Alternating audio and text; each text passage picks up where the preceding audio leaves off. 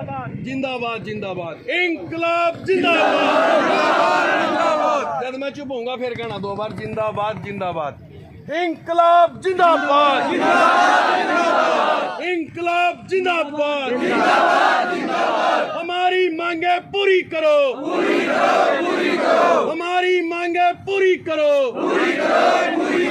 तानाशाही नहीं चलेगी, नए रोड सेफ्टी बिल वापस करो, नए रोड सेफ्टी बिल नहीं चलेंगे, ड्राइवरों का तानाशाही नहीं चलेगी,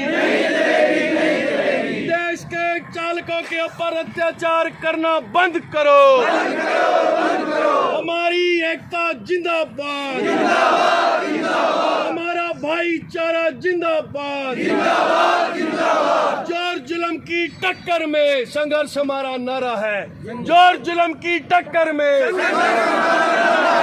इंकलाब जिंदाबाद, धन्यवाद साथियों। लेकिन अपन ने अनुशासन के अंदर रह करके लड़ाई लड़नी है। अगर अपन बिना अनुशासन के मतलब लड़ाई लड़ेंगे तो इसका फायदा दूसरे लोग उठा लेंगे। मैं आपको पहले कह रहा बिल्कुल शांतिपूर्ण तरीके से। आपने कई बार देखा ना, हमारे कई बार जो साथी है ना हाइपर हो जाते हैं, गुस्से में आ जाते हैं, गुस्से में आकर के अपन कई बार गलत कदम उठा लेते हैं। बिल्कुल गांधीवाद तरीके से अपन ने लड़ाई लड़नी है और सरकार से मांग करनी है भी जब तक हमारी समस्या का समाधान नहीं होगा भाई हम उठेंगे नहीं यहाँ से। इसके लिए हम आने वाले समय में इतना जरूर हम कह सकते हैं कि आने वाले समय में हम अपना आंदोलन और आगे तेज करेंगे। वो क्या करेंगे वो समय बताएगा। तो साथियों मेरा तो यही कहना था, हमारे से कोई आपको कोई सहयोग पड़ेगा हम आपके साथ खड़े। हमने अभी परसों रिंकू परसों की बात है ना, हाँ संडे को हम 31 तारीख को आपके प्रताप नगर अनाज मंडी में एक जन पंचायत का प्रोग्राम करके गए हैं, जिसके अंदर हमारे तमाम सरकारी कर्मचारी, कच्चे पक्के, आम जनता, किसान, मजदूर, हर तरीके के हम आपके वहाँ पर ये जो खिजराबाद के अंदर टैक्सी स्टैंड है वहाँ पर ड्राइवर भाई बैठे थे हमारे, हम उनके बीच में भी गए। हमने उनको ये बताया कि ये जो सरकार रोड सेफ्टी बिल लेकर के आई है, इसके जो आने वाले जो उस समय तक जो है ना हड़ताल की घोषणा नहीं हुई थी, इसके जो है ना बहुत ज़्यादा गलत प्रभाव पड़ने वाले हैं ड्राइवरों के ऊपर। तो हम इसका विरोध कर रहे हैं। आप मेरा जो उठा करके मांग पत्र मेरे पास है नहीं बैग में, अगर होता तो मैं आपको दिखा देता, व्हाट्सएप पे पड़ा मेरे। हमने रोड सेफ्टी बिल का विरोध कराया है और आज हमने रोडवेज के अंदर 2 घंटे का चक्का जाम भी करना था, लेकिन ऊपर से सूचना ऐसी आई है कि सरकार ने कुछ इस तरीके के वहाँ से बयान जारी करवा दिए, क्योंकि अभी ये चलेंगे बयान ऊपर नीचे बयान चलेंगे। तो मतलब कहने का ये है कि हमने प्रताप नगर में जो जन पंचायत करी थी उसके अंदर हमने ये फैसला किया था कि ये जो सरकार ये जो तानाशाही कर रही है ना भाई, इस तानाशाही को बिल्कुल ख़त्म करे, क्योंकि 2024 के अंदर चुनाव है, आप लोग दोबारा वोट लेने आएंगे। वो सरकार का ये फर्ज बनता है, आम वर्ग का, कोई भी वर्ग है, चाहे वो मजदूर है, चाहे किसान है, चाहे कर्मचारी है, आम जनता है, सबका ध्यान रखने का फर्ज जो है सरकार का बनता है। क्योंकि सवेरे उठते ही हम लोग जो है टैक्स देना शुरू कर देते हैं सरकार को। कैसे? सवेरे उठते ही चाय पीते हैं ना भाई, चाय के अंदर दूध भी डल रहा है, पत्ती भी डल रही है, चीनी भी डल रही है, सबके ऊपर हम टैक्स देते हैं। लेकिन सरकार क्या कर रही है, बिल्कुल भी जो है ना गरीब आदमी की तरफ बिल्कुल ध्यान नहीं दे रही है। अगर मैं 2014 की बात करूं, यहाँ पर भाई कहीं बैठे होंगे ऐसे जो अपने घर के राशन वगैरह लेकर के आते होंगे, मेरे को पक्का याद है 2014 के अंदर जिस परिवार के अंदर 4 मेंबर थे उसका घर का रसोई का राशन 2-2.5 हज़ार रुपये आ जाता था। आज वही राशन 6 हज़ार रुपये से कम नहीं है। आज हमारी तनख्वाह कितनी बढ़ेगी, 8 हज़ार रुपये से लेकर किसी की 10 हज़ार होगी, किसी की 12 होगी, किसी की 15 हज़ार होगी ड्राइवर की। मतलब इनकम वही की वही पड़ी है, लेकिन महंगाई बढ़ती जा रही है।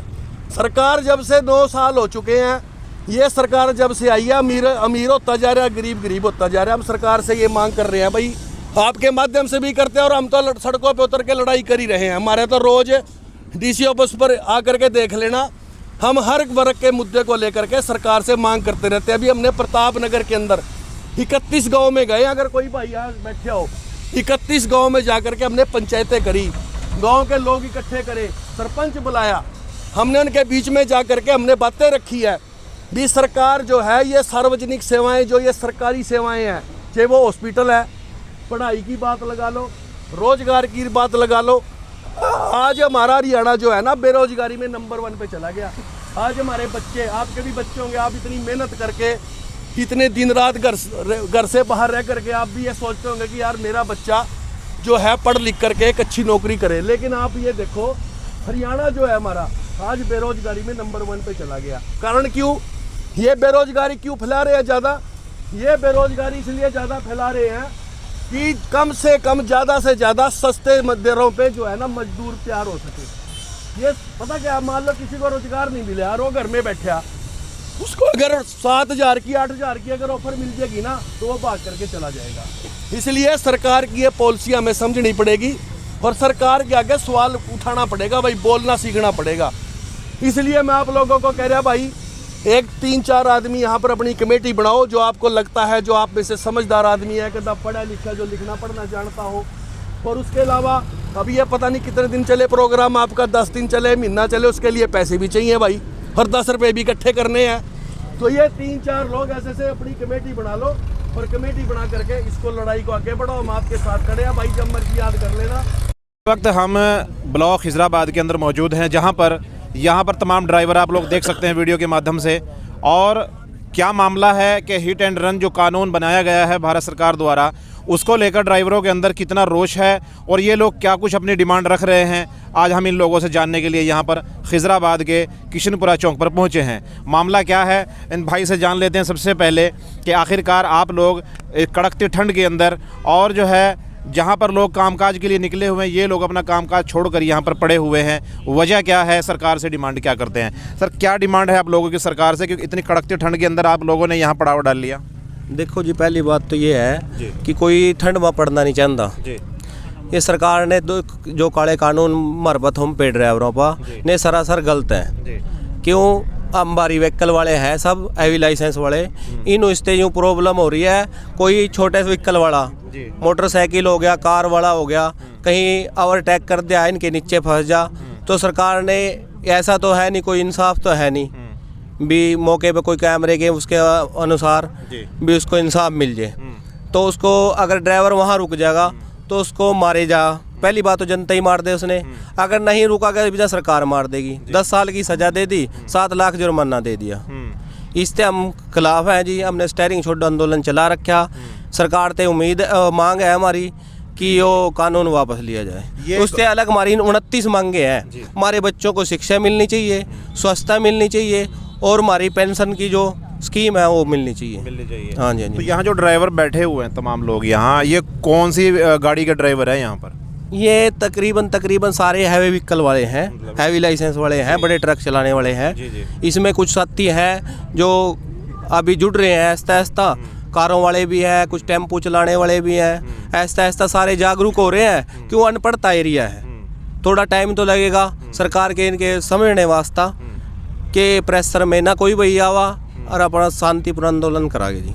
तो यहाँ आप लोग जो जनप्रतिनिधि हैं, यहाँ के सरकार के भी नुमाइंदे हैं, उनसे क्या कहना चाहेंगे कि उनको आप लोगों के बीच पहुँचना चाहिए, क्योंकि कल इलेक्शन भी है, वोट मांगने के लिए भी वो लोग आएंगे? यही तो चक्कर हो रहा है सर। हमारे जो चुने हैं यहाँ पे वो हमारा साथ नहीं दे रहे। उन्हीं ने हम परेशान कर रखे हैं कि वो हमारा साथ दे, हमारी आवाज़ बना, हमारा समाधान करवावा। ये काला कानून जब तक वापस नहीं होते, जब तक हम बैठे हैं, हमारे बीच में आवा, हमारी बात सुना, सरकार तक हमारी आवाज़ पहुँचावा। अच्छा, हिट एंड रन जो कानून अमल में लाया गया है भारत सरकार द्वारा, उसमें तो सभी किस्म के ड्राइवर हैं, उसमें खाली हैवी व्हीकल नहीं है, उसमें तो सारे ड्राइवर कर दिया। जिसने गाड़ी चला ली वो ड्राइवर, जिसके पास लाइसेंस है वो ड्राइवर है। देखो जी, बात ये है कि उन्हें तो बाद में पता लगेगा जब उनके गांव में, गलियों में, गांव की गलियों में एक्सीडेंट हो गए, छोटे व्हीकल वाले थे, उन्हें तब इसके कानून का पता लगेगा। बड़े व्हीकल वाले रोड पे, हैवी रोड पे चला, इन्हें सब पता लग रहा कि इन पे थे अनजाने मानी कहीं बत्ती पे गाड़ी रुक गई, वहाँ ते चलेगा तो इसके तले बाइक वाला बढ़ जाए, कार वाला बढ़ जाए।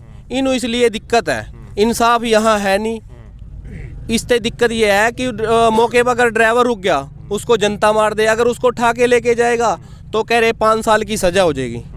10 साल में 5 साल की सज़ा हो जाएगी, 7 लाख जुर्माना। भाई जिस पे 7 लाख रुपए वो गाड़ी क्यों चलाएगा? किसी की गुलामी क्यों करेगा? 5-5 हज़ार में, 10-10 हज़ार में हमारे भाई गाड़ियाँ चला रहे हैं, अपने बच्चों का पेट पाल रहे हैं, उसमें भी शिक्षा नहीं मिल रही, बच्चों को शिक्षा नहीं दे पा रहे हैं, स्वच्छता नहीं दे पा रहे हैं। ये किसी पे होगा 15 दिन 20 दिन रह के घर में रोटी नहीं खा सकता। सरकार से ये निवेदन है, हमारे पे अत्याचार बंद करे, ये काले कानून वापस लिया जा। ये स्टैंडिंग छोड़ो आंदोलन जब तक चलेगा जब तक सरकार नहीं हमारा कहना मान दी। अच्छा, अगली रणनीति क्या है? ऊपर से जो अभी थोड़ी देर पहले बताया गया था, ऊपर से ये ऑर्डर जब आएंगे तो अगली रणनीति आप लोगों की क्या रहेगी? ये आंदोलन आपका लंबा भी चल सकता है, जो कि पिछले दिनों किसान आंदोलन बहुत 1 साल तक चला था, तो क्या इस आंदोलन की भी ऐसी कोई उम्मीद है क्या? जी सर, बिल्कुल उम्मीद है। देखो, जैसे अमित शाह जी ने संसद में खड़े होके ये कानून पास करके लोगों को सुनाए हैं, आवाज़ आ रही है अमित शाह जी की, गृह मंत्री जी हैं हमारे, ऐसी लाइव आके कह दे भी मैंने कानून वापस ले लिया है। जो ड्राइवरों की 29 मांगे हैं अब मैं उनको स्वीकार कर रहे हैं, उनमें से हमारे आश्वासन दे, जनता के सामने आवा, कहाँ हम आंदोलन ख़त्म कर देंगे। अन्य हमारी रणनीति है, जहाँ तक हमारे पे चले जाएगा तो हम इस आंदोलन ने लेके चलेंगे। कल बोल तो दिया कि शायद कानून वापस के लिए किसी ने नहीं बोला जी, ये फेक न्यूज़ है, कोई पत्र वो नहीं है, कोई लाइव आके किसी ने नहीं कहा जी, हमारे पास कोई आदेश नहीं है। यानी लिखित रूप में चाहिए आप लोगों को? हमें लिखित रूप में चाहिए जी। अच्छा, सरकार की ओर से? सरकार की ओर तो ये देखिए, सरकार ड्राइवरों की जो मांग है कि सरकार हमें लिखित रूप में दे, तभी हम विश्वास कर सकते हैं कि हमारे भविष्य सुरक्षित रहेगा या नहीं रहेगा। चूँकि पिछले दिनों भी किसान आंदोलन जो 1 साल तक चला था, तो उसी को देखते हुए, क्योंकि यहाँ जितने भी आंदोलन अब किसान आंदोलन के बाद चल रहे हैं वो लंबे चल रहे हैं, इन लोगों को शायद मालूम हो चुका है कि जब तक सरकार के दरवाजे के आगे जो है ना बैठा नहीं जाएगा, कानून वापस नहीं लिए जा सकते। तो इसलिए शायद ये लोग भी लंबा चलने की उम्मीद से यहाँ पर बैठे हुए हैं। कड़ाके की सर्दी है, आज भी टेम्परेचर लगभग 0- पर है, उसके बावजूद ये अपना घर बार छोड़कर यहाँ बिल्कुल एक टेंट के अंदर अपनी पूरी रात इन लोगों ने पूरी रात गुजारी ना आप लोगों ने, तो पूरी रात इन लोगों ने गुजारी यहाँ। 1 तारीख से यही है सर हम। हाँ जी, 1 तारीख से हमारा आंदोलन शुरू हुआ है और जब तक आंदोलन चलेगा जब तक सरकार अपने काले कानून वापस नहीं लेती। अच्छा, तो देखिए, जब तक काले कानून, जैसा इन लोगों ने कहा है, काले कानून जब तक वापस नहीं लिए जा सकते हैं तो इन लोगों का आंदोलन इसी तरीके से लंबा चलेगा। और ये लंबा कब तक चलेगा तो ये लोग जानते हैं या फिर सरकार जानती है। सरकार कानून क्यों लेकर आई है? क्योंकि पिछले दिनों भी बहुत सी घटनाएं घटी हैं, ड्राइवरों से एक्सीडेंट हुए हैं, दूसरे लोगों से भी एक्सीडेंट हुए हैं, लेकिन कानून जब बन गया है तो सिर्फ ड्राइवर, जो हैवी व्हीकल ड्राइवर हैं, वही धरनों पर बैठे हैं, क्योंकि कानून तो सभी के लिए है जिसके पास लाइसेंस है। और लोग अभी मैदान में नहीं आए हैं। शायद इस कानून के कुछ गलत प्रभाव जब लोगों के ऊपर पड़ेंगे, शायद वो लोग तब बाहर निकलें, और अगर नहीं पड़े तो शायद वो अपने घरों से ना भी निकल पाएँ। तो यहाँ पर हम सरकार की ओर, इनकी ओर से सरकार से भी अपील करना चाहेंगे कि कोई बीच का रास्ता निकाल कर जो है इन लोगों को शांत किया जाए। और चूँकि पिछले दिनों क्या, कल ही की बात है, सभी पूरे भारत के अंदर अफवाह फैल चुकी थी कि पेट्रोल जो है ख़त्म होने वाला है, डीजल ख़त्म होने वाला है, अपना भरवा लीजिए। तो लोगों ने अपने व्हीकलों के अंदर, जितने भी गाड़ियाँ थी, वाहन थे, सब के अंदर उनकी टैंकी फुल कराई। अभी हम एक ताज़ा मामला बताएं, किशनपुरा पेट्रोल पंप है, उसकी इनकम रोज़ाना की 1 लाख रुपए होती थी, लेकिन जैसी अफवाह फैली तो एक दिन में 19 लाख रुपए की उसकी इनकम हुई है सिर्फ पेट्रोल से। जब ये ग्रामीण क्षेत्र का ये हाल है तो बड़े बड़े मेट्रोपॉलिटन जितने सिटी हैं उनका क्या हाल होगा? उनकी तो इनकम ही 1-1 करोड़ रुपए की हो गई। तो यहाँ पर भी शक के दायरे में मामला कि कहीं सरकार की ऐसी कोई मंशा तो नहीं थी कि पेट्रोलियम कंपनी को फ़ायदा पहुँचाने की, ताकि अफवाह फैले और उसके बाद लोग पेट्रोल ख़रीदें। तो ये भी एक गश्त कर रही है एक बात पूरे समाज के अंदर और पूरे इलाके के अंदर कि सरकार कुछ ना कुछ चाह रही है। और 2024 चुनाव नज़दीक हैं तो बहुत जल्द से जल्द ये फैसला सरकार को लेना पड़ेगा इन लोगों के पक्ष में। काले कानून वापस के जो है लोगों ने नारे लगाने शुरू कर दिए, ये देखते हैं। और हम अपने सभी देखने वालों से कहना चाहेंगे, हमारी वीडियो को ज़्यादा शेयर ज़रूर करें, चैनल को सब्सक्राइब ज़रूर कर दें और इन लोगों की आवाज़ बनकर सरकार तक इनकी आवाज़ पहुंचाएं ताकि समय पर समस्या का समाधान हो सके। बहुत बहुत शुक्रिया।